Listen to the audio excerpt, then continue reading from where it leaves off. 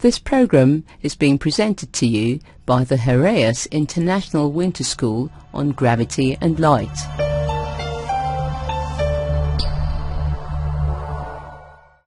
Welcome back to the WE Heraeus International Winter School on Gravity and Light. In this tutorial we will deal with the notion of connections. So, we start with exercise 1. It's a multiple choice question. These are multiple choice questions designed to spark discussion and as a self-test. We shall tick the correct statements, but not the incorrect ones. So, let's start with the first question. A covariant derivative operator, nabla x, is C-infinity linear in x. This statement is correct as it was shown in the lecture. A covariant derivative operator, nabla x, cannot be applied to 0, 0 tensor field. This answer is wrong, as 0, 0 tensor fields are just functions.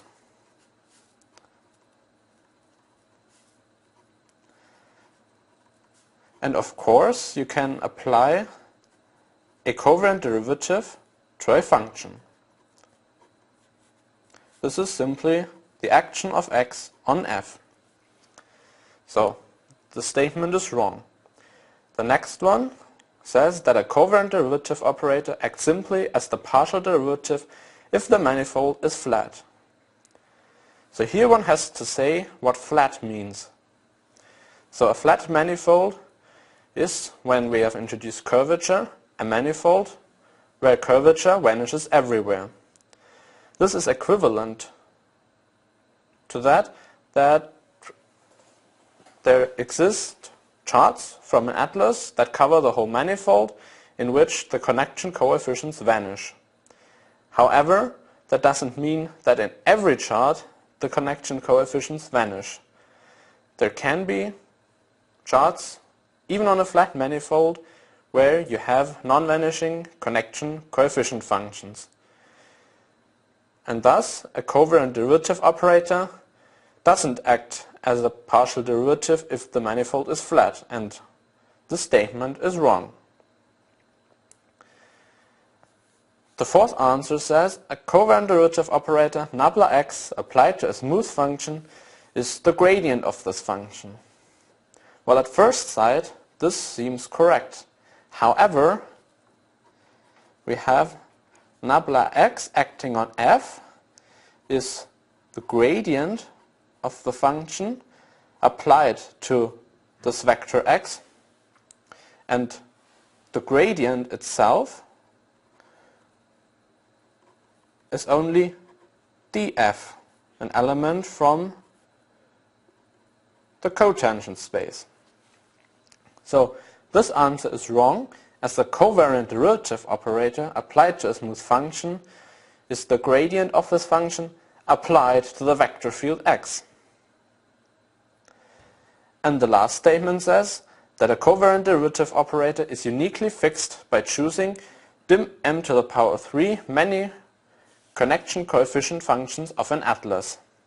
So this statement now is right, as we can choose the connection coefficient functions that carry 3 indices, a, b, c, that all run from 1 to dim m, and if we choose all of them, we have the action of this covariant derivative operator fixed uniquely.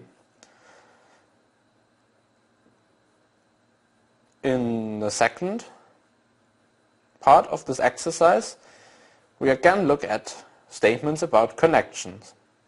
So, a connection maps a vector field and a PQ tensor field to the real numbers.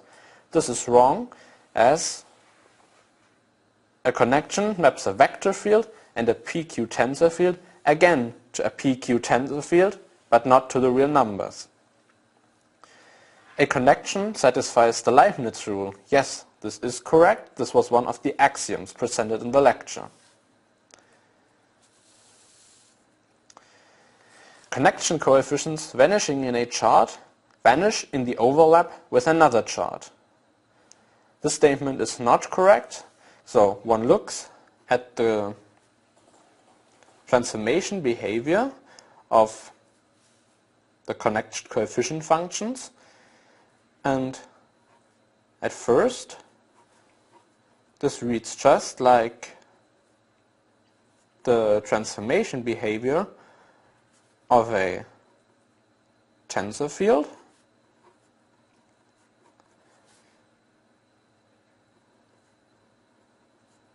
However, there's an additional term, del 2 x k, del yb, del yc, del ya, del xk, and this second term destroys the transformation behavior of a tensor field. So even if the connection coefficients, for example, vanish in this chart x, we still get non-vanishing connection coefficient functions in the overlap with the other chart y, as we have this additional term that is usually non-zero when changing charts. So this answer is wrong. The fourth answer says that the connection coefficient functions may be defined by nabla, the covariant derivative, and the chart-induced basis fields. Yes, this is correct, as we had that nabla of del xb applied on the chart-induced basis field del xc is the connection coefficient function gamma abc times del xa. And this defines the connection coefficient functions purely by the action of the nabla and the chart-induced basis fields.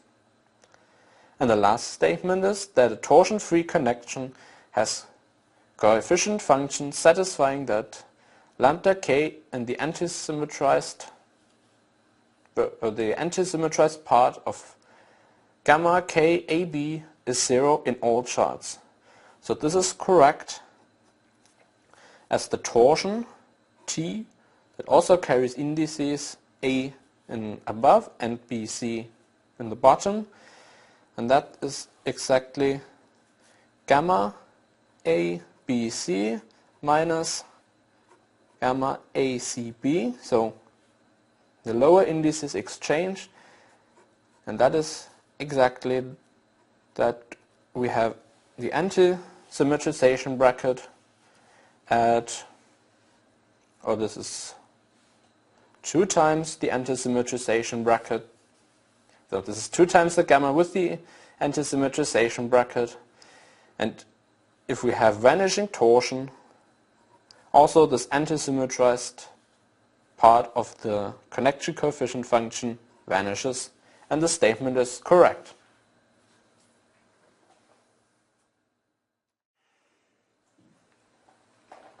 So let's move on to exercise 2. Here we will look at some practical rules for how the covariant derivative nabla acts. So we'll see various examples of a covariant derivative acting on all kinds of tensor fields.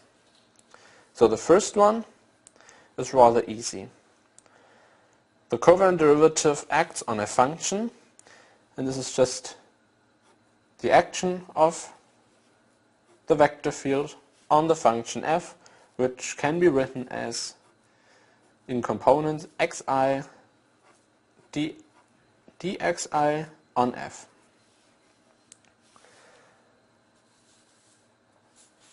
Now in the next example we have the action of a covariant derivative on a vector field y, and we take the 8th component of the result.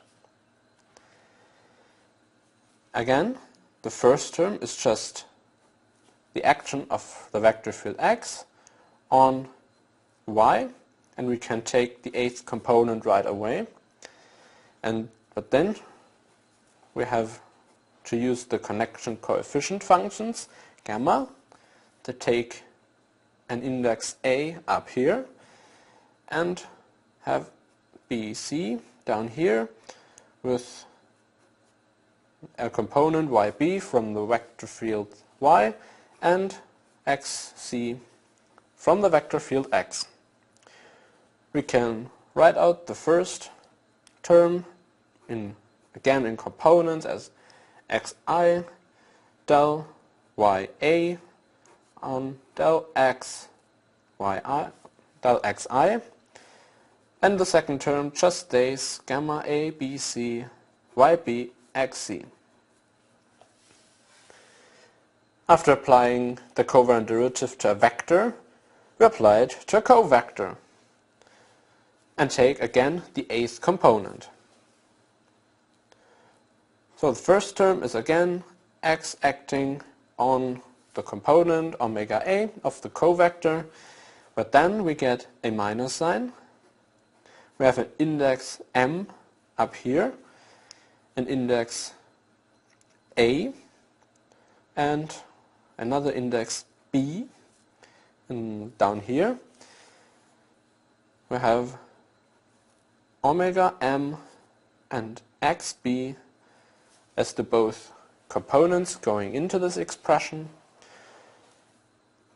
and again we can write the first term in components, so component xi times del omega a after del xi, and the second term again stays the same.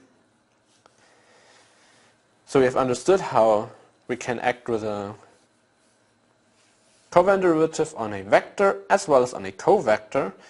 So we can now look at a little bit more complicated example, namely the action on a 1-2 tensor field. So here we have that nabla m acts on a tensor, namely a 1-2 tensor. Let's first rewrite this a little bit. So this nabla m just means that we take the covariant derivative with respect to del xm on T, resulting in a 1-2 tensor field. So that is, we have del xm acting on the tensor field TABC, and then we get one term with the gammas with plus that takes care of this upper index here. So we get the index A here and indices B, C down here. So the index C now is eliminated in favor of this M, and we get T, the tensor field T, that carries, our T was a bad choice here. Let's take N. So we have Tn here, and here we now have BC. So we have taken care of the upper index here, and now we get two terms with a minus sign that take care of the lower indices here.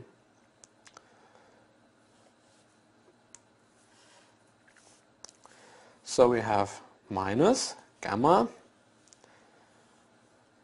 n. Here, down here we get a B and again the M. And we have that tensor field T, A, here we get an index N and the C. And we get the same for the other index position. So N again. Now we have the index C here and again M. And the tensor field T, A, B, N. So this is the action of a covariant derivative on a 1-2 tensor field. In the next example we have that, again, a covariant derivative acts on a covector. However, now we have these antisymmetrization brackets here. So that makes it a little bit more complicated, however, not much. So we first expand these antisymmetrization brackets. We get a factor of 1/2. Then we have nabla m a n minus nabla n acting on a m. Of course, we have to set the appropriate brackets here. And then we can use the results from above and write this out as 1/2.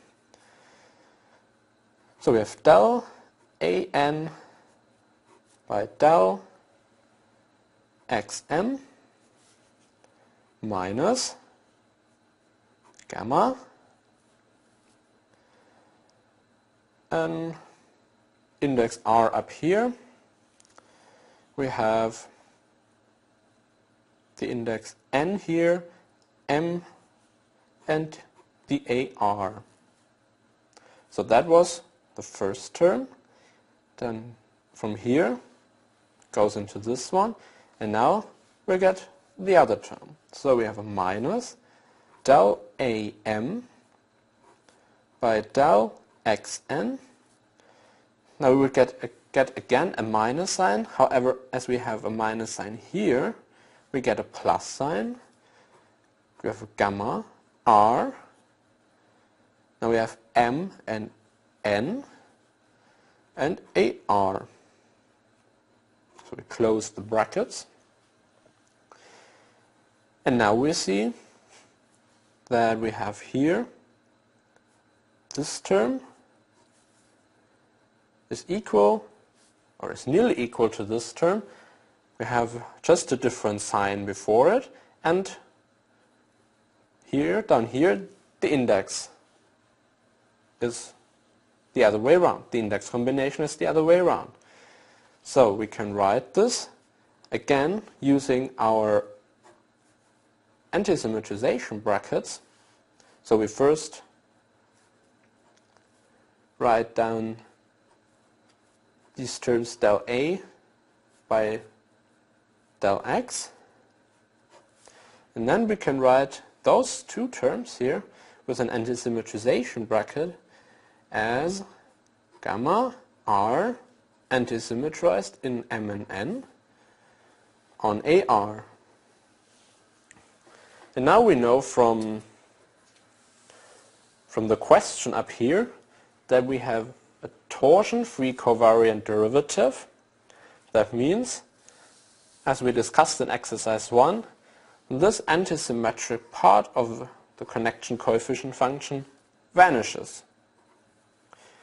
And thus we're left over with the expression 1/2 del AN del XM minus del AM by del XN.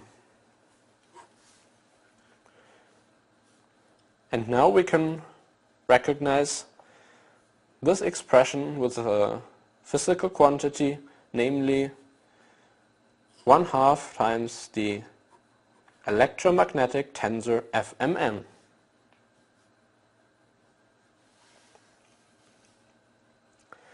So, this was already the second last example, and now we come to the last example. Again, we have an antisymmetrization bracket, but now containing 3 indices. So, again, the first step is to expand these antisymmetrization brackets. That is now a little more work. So we get a factor 1 over 3 factorial, as we have now 3 indices. Then we have nabla m acting on omega nr, and we get a minus sign with omega m acting on Rn, as we have now exchanged the indices R and N, and as the whole expression is antisymmetric, that means if we exchange any 2 indices, we pick up a minus sign. So that's why we have a minus sign here. Then we also get the term that we have nabla n acting on omega mr and plus omega n, nabla n, sorry, acting on omega rm. And the last two terms are minus nabla r acting on omega nm and plus omega, nabla r acting on omega mn. So we write this out, we get 1 over 6, and we get a del m. You don't get a del m, you get a del after del, so we get a del omega nr on del, by del xm minus gamma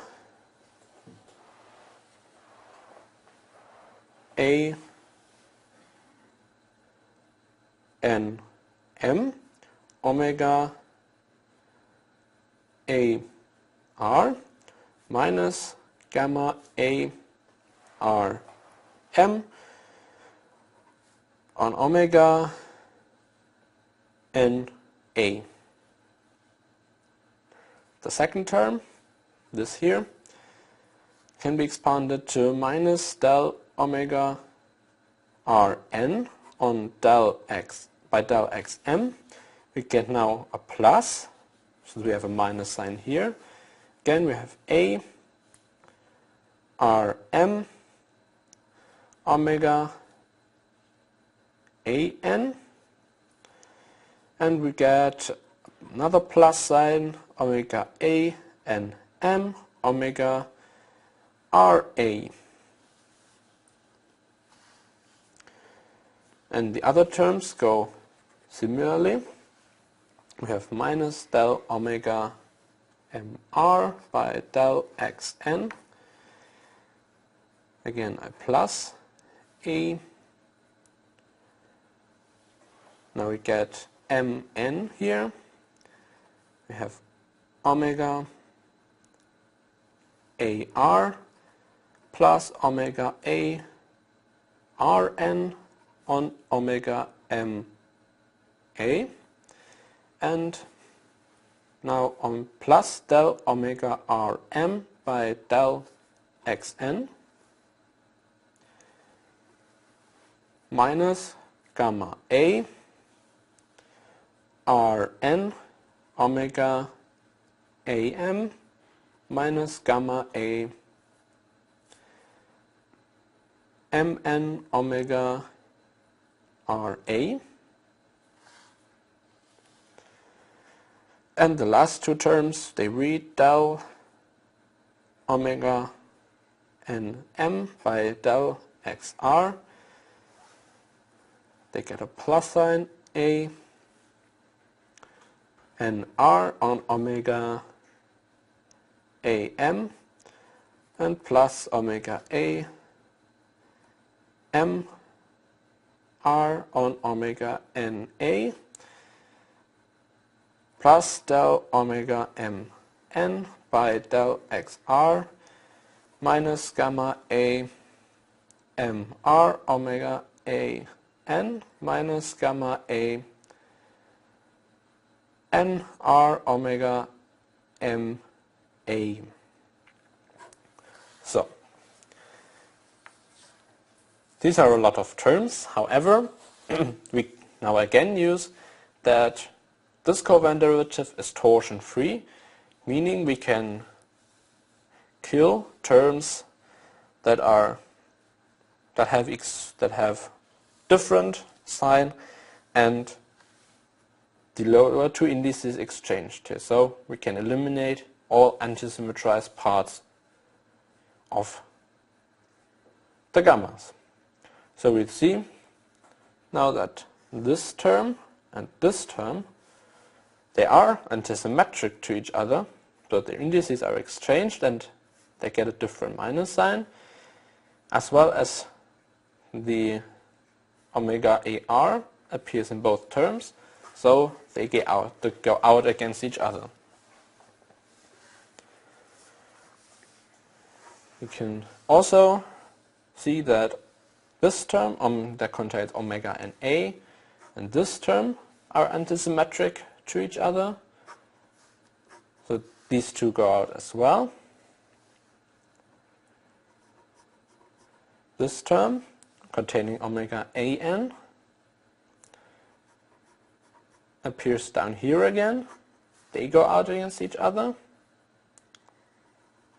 Omega Ra is killed with this one just below.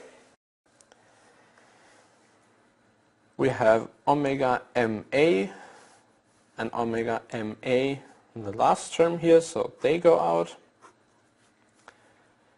And the last two terms are those two. They go out as well. So what we are left with is only terms that contain such derivatives.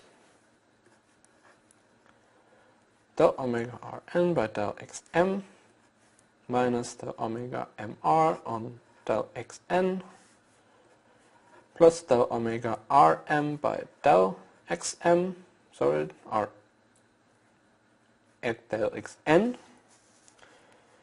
and minus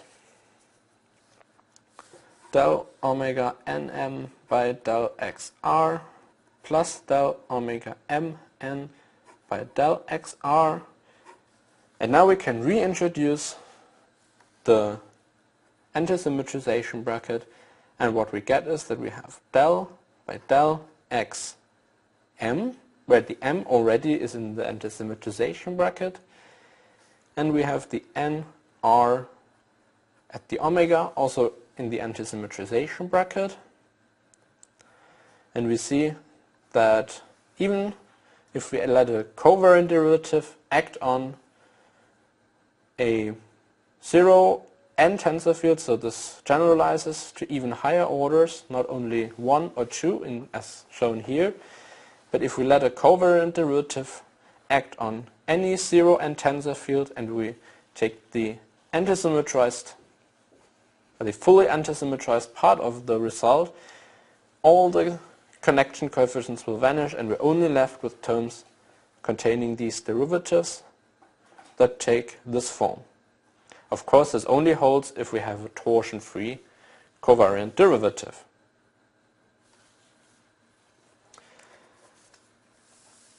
So, that was exercise 2. Let's move on to exercise 3, where we will deal with connection coefficients.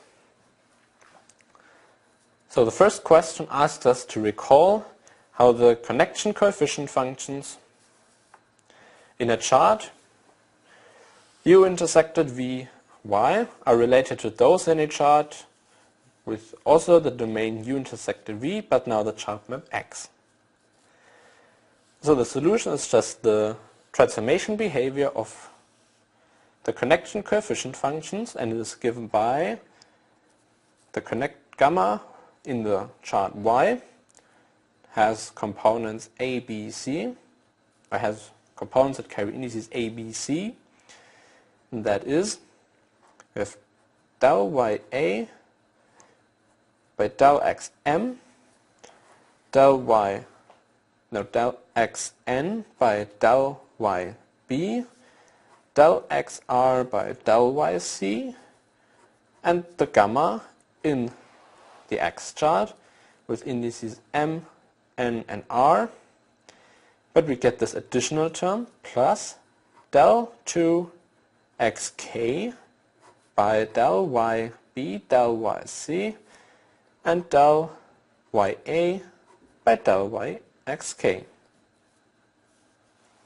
So this is the transformation behavior of the connection coefficient functions. They don't transform like a tensor, it's only the first part here, but they pick up another term here containing such a second derivative of the chart transition function.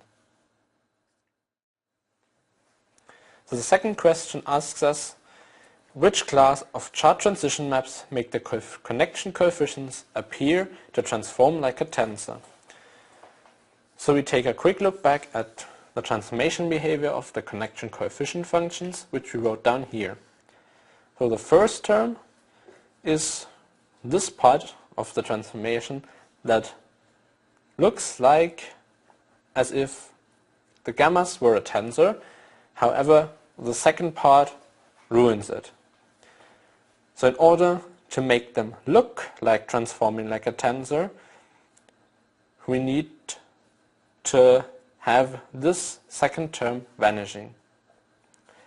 And that is only possible if we say that the second derivative of the chart transition map vanishes. And that we can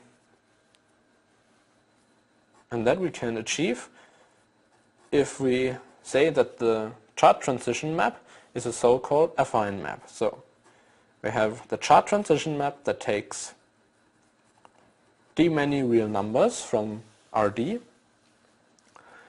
and we have a linear map Aij and A, and we have real numbers Aij. You can multiply it to Aj, and we can add some numbers Bj, Bi, so that we get the index right. So Aij so all the Aij's are real numbers, the beta i's are real numbers, and this is a so-called affine map. And you easily see that if you derive this chart transition map twice with respect to any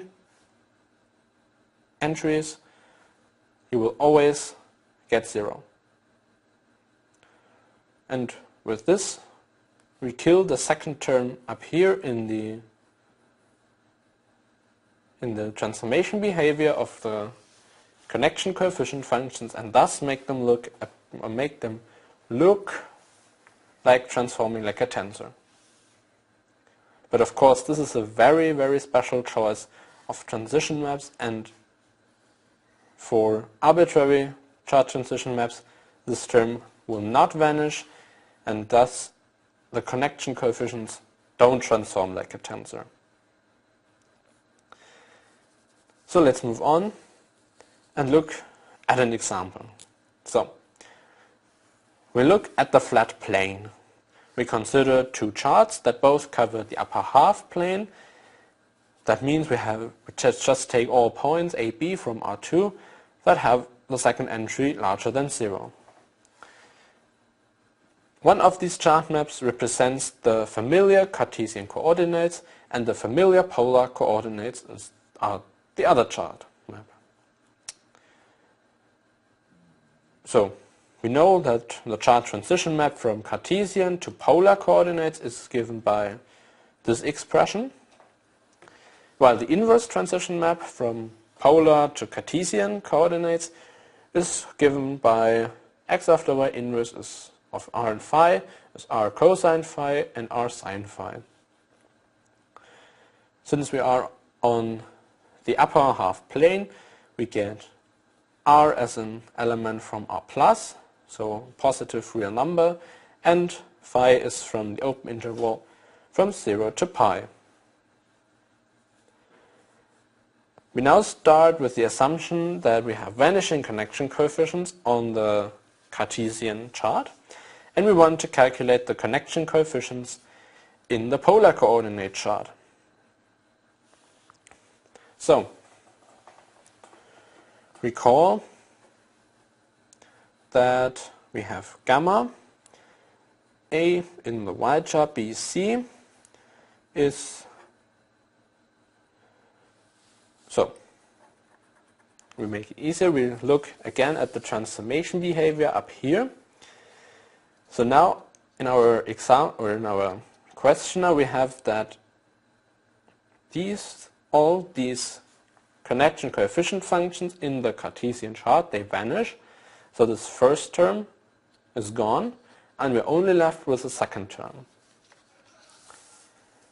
So we'll write this down again. It is del 2xk, del yb, del yc, and we're del ya by del xk.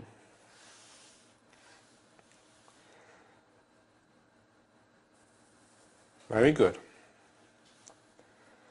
So now we have to look at how do these guys here, so this del ya by del xk look like, and how does this term here look like. So therefore, we will first look at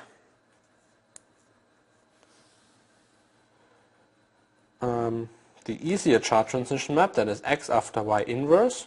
So this is clearly easier than the other one, as it contains less terms and they're less complicated in general. And we look at expressions like del x m by del yn. We can rewrite this as del n on xm after y inverse.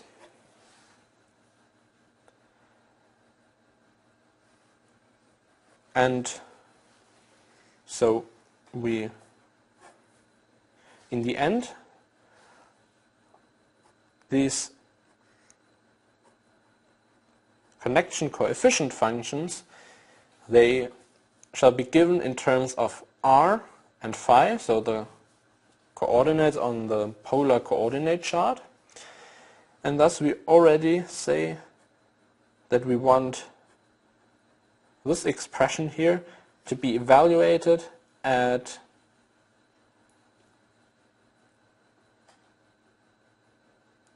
y inverse of r and phi. So this object, sorry, this is not, of course, not evaluated at y inverse of r phi. So we see here that this is evaluated at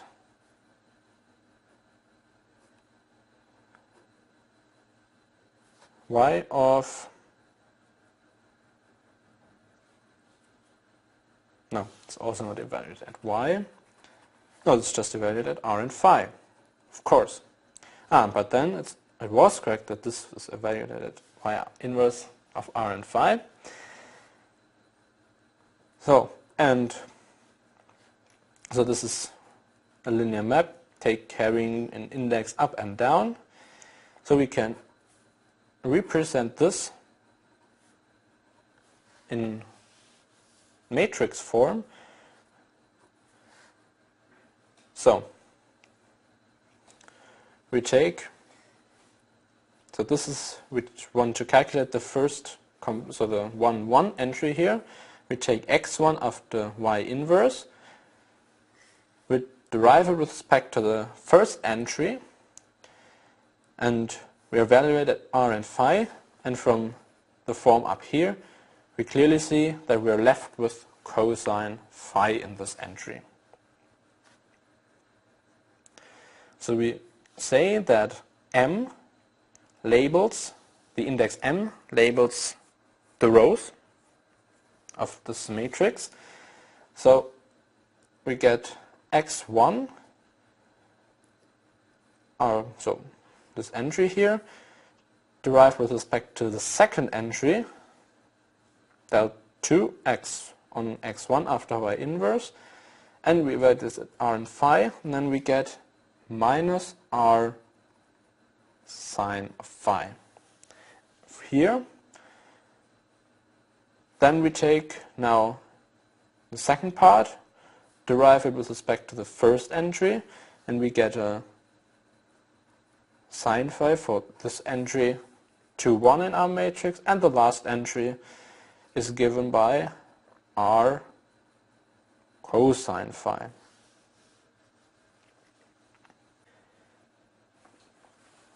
Okay, so we have now calculated del xm after del yn, and now we have to look at the other way around. So this was transition map x after y inverse, but we have to also do it for y after x inverse, as we also have terms appearing that are of the form del ym after del xn.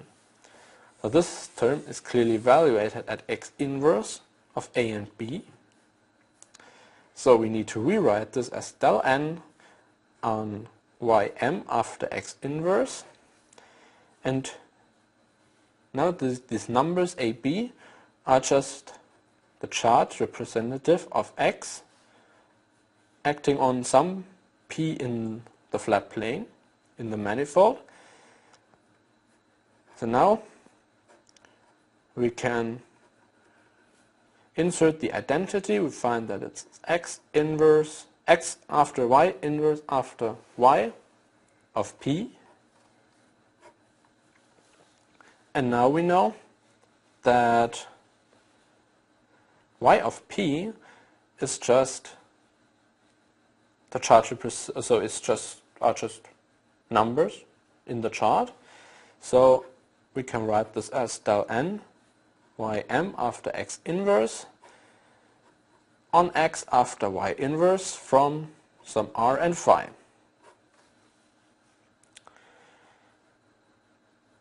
So we have now here the other transition maps, as a transition map, y after x inverse. But now we evaluate this in terms of the variables r and phi from our polar coordinate chart. And that means that we don't have to calculate all the derivatives acting up here, but we can rather take this object here, this linear map, and take its inverse, and then we will end up at del ym after del xn. Okay, so we look at this object, del ym by del xn, evaluated at some x inverse of ab, so that's a point in the manifold, but we can look at this point equivalently through the chart y. So y inverse of r and phi comes here.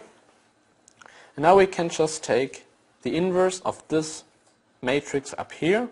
I call it Jmn for the moment, so the components are labeled by Jmn.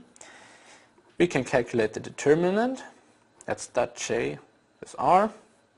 It's quite obvious as we have cosine phi times r cosine phi is r cosine squared. Here we get a plus, so minus times minus is plus, r sine squared, and that's just r.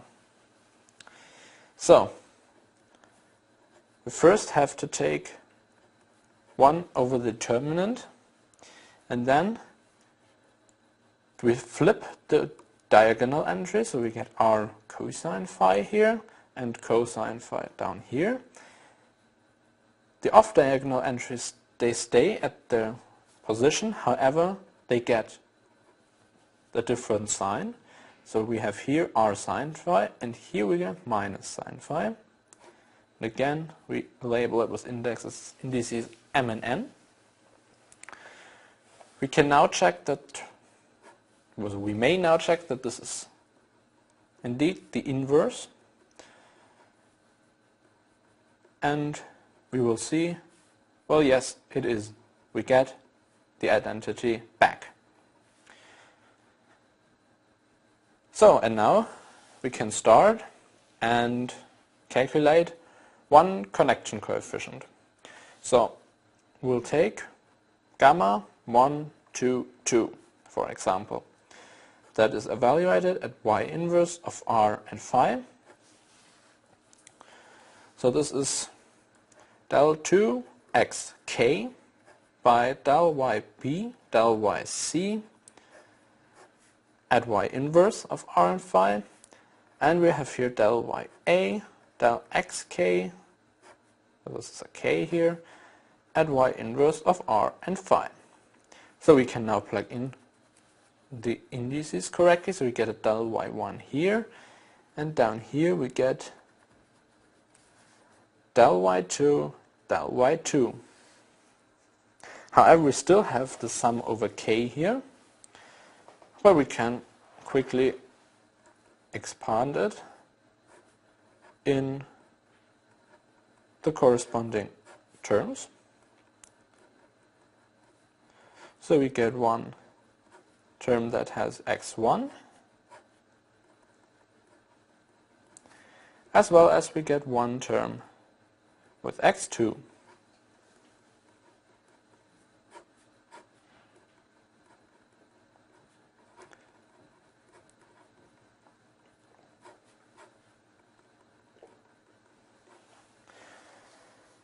So,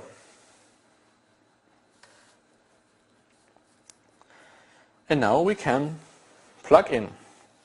So first look at del 2 x1 after del y2 del y2. So the basis therefore is the value of del x1 by del y2. So we have to go up here, del x1 by del y2 is this entry here. And now we have to derive it another time with respect to the second entry. And if we evaluate at r and phi, we will see that this is simply minus r cosine phi. And del y1 by del x1, well, this is easy, we just read it off. Here it is cosine phi. And here, in this term, again, del 2 x2 by del y2. So we look at del x2 del y2, that is this one here, r cosine phi. We derive it with respect to the second entry, and we get minus r sine phi, and y del y1 by del x2. Well, that's easy, we get just look at this entry here, that's sine phi, and what we end up with is that the result is minus r. So we have the connection coefficient function gamma 1, 2, 2 is minus r. So of course there are more connection coefficient functions, however we won't calculate them here. You can do this for yourself. So now we come to the last exercise, that's exercise 4, and we look at why on functions the covariant derivative nabla reduces to the usual b.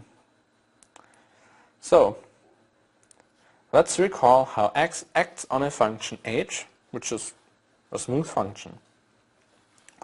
So that's x of h, or equivalently that's the gradient of h applied to x. So question now is to complete the sketch of proof that is shown below for the scaling part of the C infinity linearity by one time indicating over each such S multiplication on which space it is defined, and giving sufficient such justification for each of these equal signs. So let's start. So the starting point is nabla of with respect to some g times x acting on h. So this S multiplication here is defined on gamma of Tm, so to say the collection of all vector fields over M. Now we can apply the definition of a vector field acting on a covariant derivative with respect to a vector field acting on a function, so that's just definition, and we get that it is g times x acting on h. So still, this multiplication here is on gamma Tm, as we still multiply a function to a vector field. And now this equal sign here is the most critical one in this proof. Therefore, we have to evaluate the left side as well as the right side pointwise. So we have that it is g times x applied to h, and everything evaluated at a point P in the manifold, and due to the multiplication here on gamma Tm, we find that this is G of P, so that this is evaluated pointwise, G of P xh on P. So now this equal sign here lives on R, since we have real number here, a real number here. And now we can again pull the P out, and we get that this is G times xh, and the whole expression evaluated at some point P, and this multiplicative sign now lives on the smooth functions C infinity of M.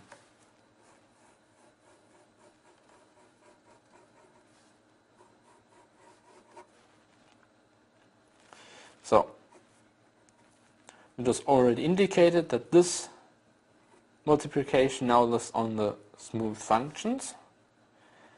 And now we have xh here, and we can plug in the definition of the covariant derivative acting on a function from up here. So this equal sign is justified just by definition, and still this multiplication happens on the smooth functions. And now we shall provide analogous proofs for the other axioms. So we look at linearity in the vector fields here. So again, we first plug in, so of course this plus is also defined on gamma of Tm. As we add two vector fields, we plug in the definition of the covariant derivative acting on a function. So still this plus lives on gamma Tm. Now we can,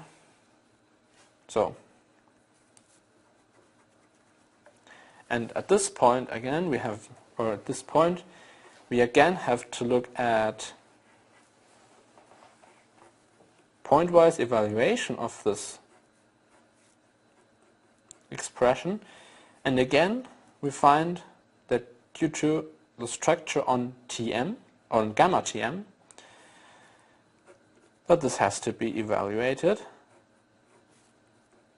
pointwise.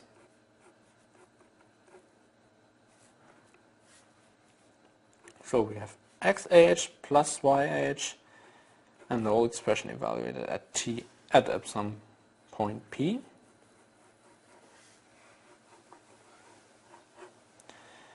And due to that we have xh plus yh, where now this addition lives on the smooth functions, and we plug in the definition of the covariant derivative again, and we find that this is nabla x on h plus nabla y on h. Next point is to look at linearity in the argument here. So again, this addition is defined on the smooth functions. This equal sign is just here by definition. So we have x acting on h plus g. Still this addition is defined on the smooth functions. And now the same argument with pointwise evaluation holds, and we will find that this is xh plus xg, and that is just because of the definition nabla x on h plus nabla x on g. So we have linearity in the argument here.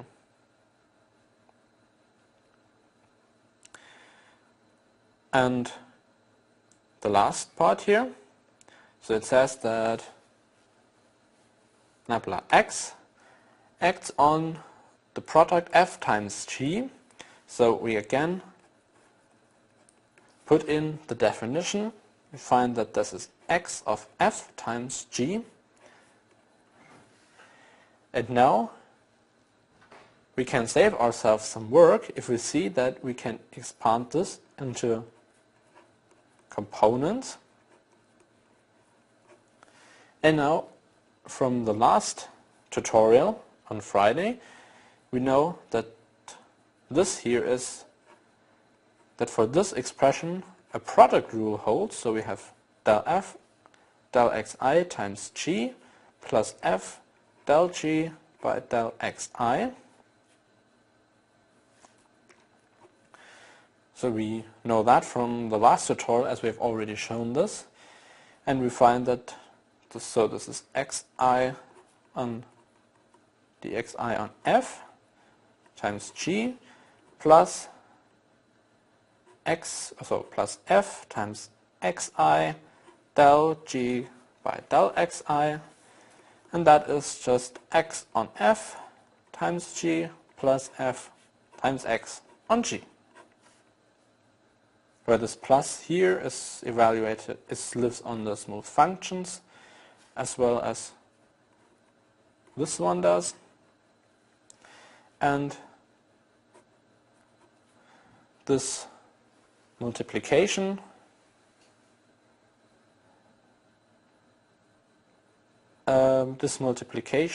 lives on the real numbers as well as this one does. So with this we finish this tutorial sheet about connections.